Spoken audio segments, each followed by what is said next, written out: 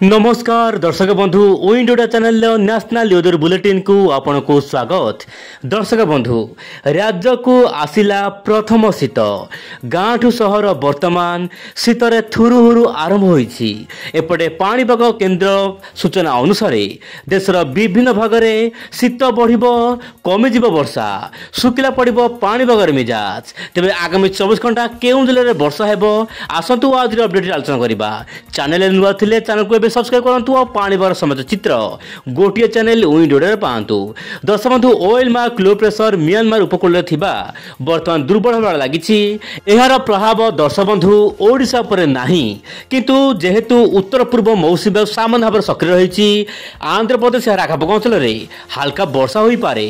एपटे आपण mobile screen देखि पारे बड़ खबर जी उदयगिरी दर्शक बंधु 14 डिग्री तलक खसी आछि रात्रि तापमात्रा, जहाँ पर कि शीतर थुरुहुरु होईछि कंधमाल विभिन्न स्थान। यह सहित फुलबाणी में 15 डिग्री तलक खसी आसी रात्रि तापमात्रा। दर्शक बंधु वर्तमान समय देशर विभिन्न भाग तापमात्रा खसुची से अनुपात ओडिशा तापमात्रा खसबार लगी। मालकानगिरी जिले में हिन्नल बृष्टिपात होती 2 मिलीमीटर वर्षा, जहाँकि आप मोबाइल स्क्रीन देखिले।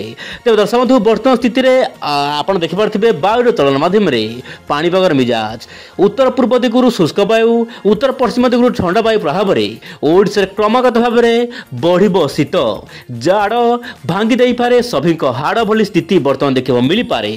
आप मोबाइल देखंतु वर्तमान म्यांमार उपकूल थिबा ऑयल मार्क लो प्रेशर अधिक घनीभूत होबार संभावना नाही एवं यह धीरे धीरे दुर्बल होबार लागिछि एवं यह प्रभाव में म्यांमार सहित जो रहुछि अंडमान सागर द्वीपपुंज में प्रबल अति प्रबल वर्षा स्थान विशेष हबो, किंतु किछि परिमाण में पूर्व बायुजीव पश्चिम बंग को, जहाँपाई कि हल्का मध्यम वर्षा हेबो, किंतु कौन बड़ वर्षा हेबो नाही। बरम यही लघुचाप प्रभाव में उत्तर पश्चिम दिगु शुष्क वायु आसुची। आप देखो उत्तर पश्चिम दिगु शुष्क वायु आसुची, जहाँपाई कि देशर विभिन्न स्थान में वर्तमान पाग सुखिला रहिबो।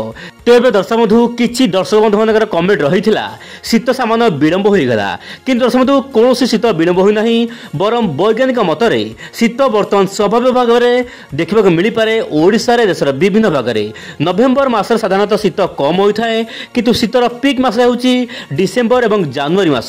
देखिबार कथा जनवरी मास केमिति रहबो पाणीपाग स्थिति, डिसेम्बर मास केमिति रहबो पाणीपाग स्थिति। ऑल इंडिया रेन अपडेट देखिबा। आपण देखंतु दर्शक बंधु देशर विभिन्न भाग में वर्तमान पाग संपूर्ण शुक्ला रहिबो, कां भा कोठी बड़ वर्षा हेबो। ओडिशा पाग संपूर्ण शुक्ला रहिबो, किंतु वर्षा कोठी हेबो ना कोस्टल आंध्र प्रदेश। आपण देखंतु आंध्र प्रदेश रे हल्का फुल्का वर्षा घड़घड़ सहित वर्षा होई पारे। यह सहित दर्शक बंधु जो रहुछि आपन तेलंगाना आखपाख अंचल घड़घड़ सहित वर्षा हेबो। यह सहित रयलसीमा आखपाख अंचल प्रबल वर्षा स्थान विशेष होई पारे। तमिलनाडु तो वर्षा हेबो, कारण पूर्वाणु वायु जो रहुछि उत्तर पूर्व मौसुमी वायु सक्रिय रहिछि। एपटे जो रहुछि उत्तराखंड रे हल्का फुल्का वर्षा देखा मिल पारे। ता सहित हिमाचल प्रदेश में घड़घड़ सहित वर्षा होई पारे। यह सहित लद्दाख जम्मू एंड काश्मीर में हल्का फुल्का वर्षा पाई येलो अलर्ट जारी करिछि आंचलिक पाणीपाग विभाग।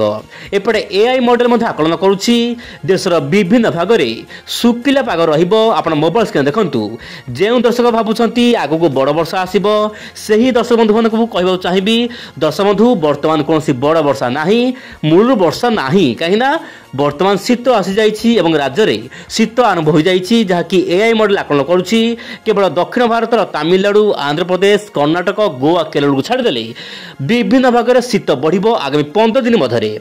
आप मोबाइल स्क्रीन देखंतु सही पर दर्शक बंधु आप मोबाइल स्क्रीन देखि पारथिबे rainfall forecast for next 7 days 7 दिन पई पाणीपाग जारी करछि। आप देखंतु ड्राई वेदर रहिबो, माने सारा ओडिसा रे पाग शुक्ला रहिबो, कोनोसी पाग रे परिवर्तन हबो नाही। आगामी 7 दिन पर्यंत कोनोसी वर्षार आशंका नाही बोली आंचलिक पाणीपाग विभाग रु बड़ सूचना दिया जाइछि।